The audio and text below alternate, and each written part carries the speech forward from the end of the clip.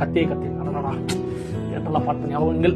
அப்புறம் ருக்மிணி ஏற்கனவே இந்த ஸ்கிரிப்டை வந்து 2 பெரிய ஹீரோயின் அப்ப கமர்ஷியல்ல பெரிய லெவல்ல இந்த 2 ஹீரோயின் கதை சொல்லி அவங்க டேட் அட்ஜஸ்ட் பண்ணிட்டு இருந்தாங்க. அந்த டைம்ல நான் கன்செலா வந்து அவங்களோட படம் கன்னட படம் ஒன்று பார்த்தேன். மனு gifting light Priya.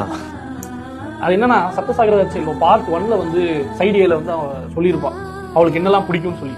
Side B போனதுக்கு அப்புறம் பார்த்தா அவள் லைஃப் அப்படியே போலார் ஆப்போசிட்டா இருக்கும். அவளுக்கு வந்து ஸ்பேஷியஸா வெளிச்சம் வர மாதிரி வீடு வேணும் அப்படின்னு அவங்க சொல்லியிருப்பான். அந்த ஒரு டன்ஷன்ல உட்காந்துருப்பான். அவளுக்கு கடல் பார்க்கணும், கடல் பக்கத்துல வீடு வாங்கணும்னு ஆசையா இருப்பான். அந்த வீடு வந்து எங்கேயோ ஒரு இடுக்குல எங்கேயோ ஒரு இதுல மூச்சு விட கூட இடம் இல்லாத மாதிரி, ஜன்னல் இல்லாத மாதிரி அந்த வீடு இருக்கும். அதை வந்து நம்ம பிக்ஸ் பண்ணுவோம்.